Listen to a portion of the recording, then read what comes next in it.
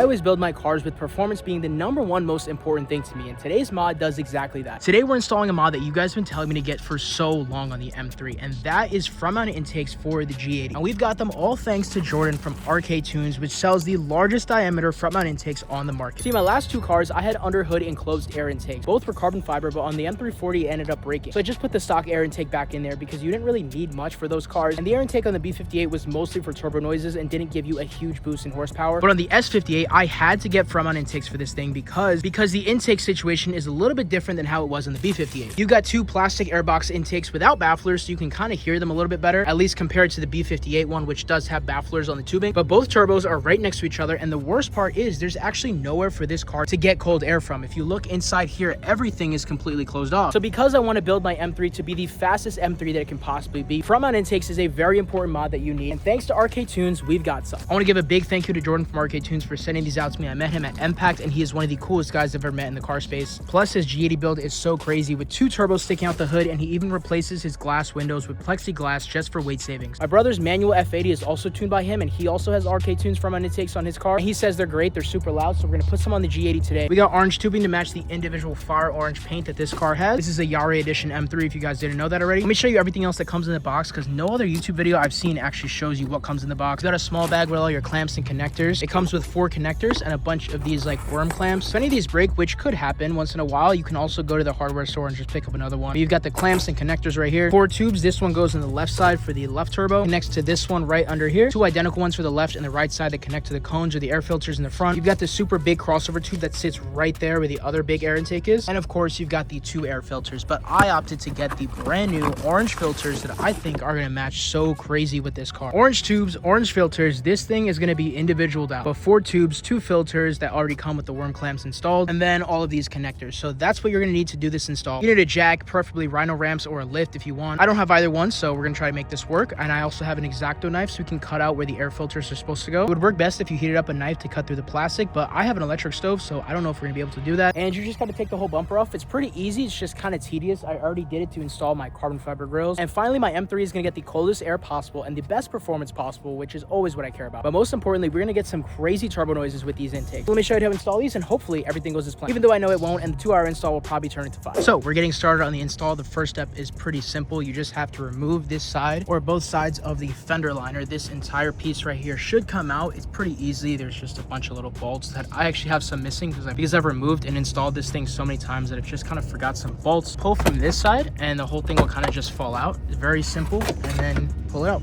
We'll set it over a side next to the wheel, just right here. If you don't have these like bumper guards or fender liner guards, you got to get those. If you have a lowered M3, that's very important. On the right side, there's going to be 3 sensors that you need to disconnect. On the left side, there's 2. You get the air pressure sensor, 1, and then 2, and then 3 up here. It looks hard because taking the bumper off is just kind of a big tedious process, but I promise you it's not hard. You do not need to remove your skid plate if you have one. I already have a skid plate on this car. You just need to remove any screws that are inside the front lip because that connects the front bumper to the rear portion. So unscrew all of these screws right here, not these ones that connect to this like other strip, just all of these that connect to your front lip. Skid plate doesn't need to come off. Do the 2 sides, then do the bottom, then take off these pins, and right under there's some screws. Do the top after that. Unscrew those screws lastly, and then you can take the entire bumper off. To get the bumper off, there's 3 8mm screws, 2 long ones and 1 short one that connects the bracket. This is the bracket right up here. The short one usually goes right here. The long ones go upwards. Just take these out. Set these aside. You don't want to lose them, and you can put painter's tape right on the side of your bumper so that you can pull this out and rest it up here in the top one and it doesn't get scratched. All right, we almost got the bumper off. Make sure you subscribe because my hands look like this. Let me show you what we've done so far. The right side bumper is coming off, or the left side, and then the right side is also coming off. We removed all the screws underneath, just the ones that connect the front lip to the actual bumper. We took off the clips for this top plastic piece. Make sure you remove these by hand because the last time I was doing this when I did my carbon grills, fortunately we dropped this one right into the engine bay. We had to take apart a bunch of stuff just to get to it. Taking off the bumper is not even the hardest part, but we're almost done.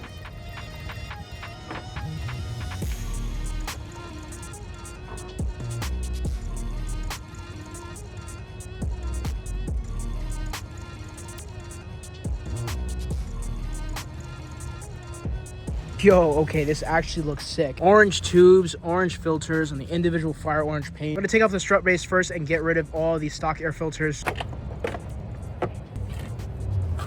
There's one. Take off the C-clamp on both of the intakes. Make sure you remove the 2 pins on the top of the intake to get this one off. Second airbox comes out. remove the air passageway that does pretty much nothing. And also you can remove the rubber grommets on both intakes just so you can save them with the intake and they don't fall out in the engine bay and get lost. These are the rubber grommets for the left intake. Another air passageway, engine cover. Move it back a little bit.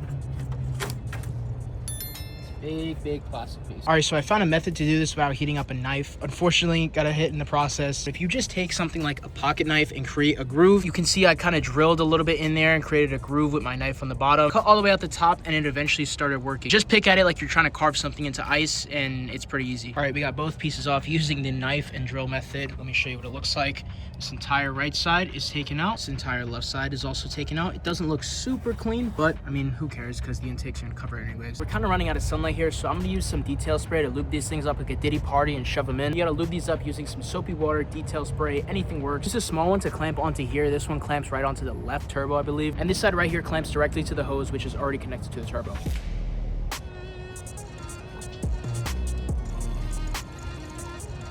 So that's gonna go on that side. Actually, before we do this one, we gotta do this one right over here.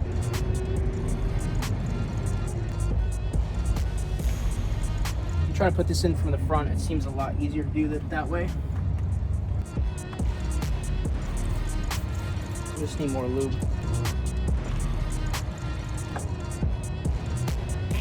Got one side on, let's do the other one.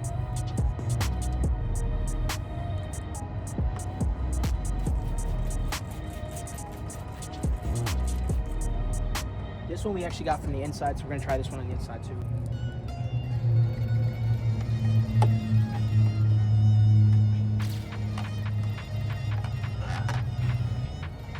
Looks perfect. We're back. It's been about 2 weeks since I installed these things and they sound freaking amazing. Before that, I want to finish up showing you guys just how they go in. The left one clamps right to the turbo there, goes down, and right in between here and right down here where you see these two worm clamps inside there is where the connector piece is going to go. They just give it a little bit of structure so you can put this on both sides. Always put that metal piece towards the back. I never understand why people put it towards the front, but the orange looks so freaking good on the orange paint. See the RK Tunes logo right in there. And then I left the bolt right there just in case I have to take off the air filter for some reason. They look almost just about even. I think the right one is just a little bit more out. That's probably why the RK Tunes logo is a little bit off-centered. This logo right here should be right directly in the middle. The right intake goes just like this, and there is a little bit of a dip right here. That is for your alternator belt, so you want to line up that dip with the alternator belt. Make sure that thing doesn't get caught because it will completely shred if it hits the intake. But overall, this thing looks amazing with the orange paint, the orange filters, and the orange tubes. I absolutely love the way these things turned out. They look amazing and they sound even better.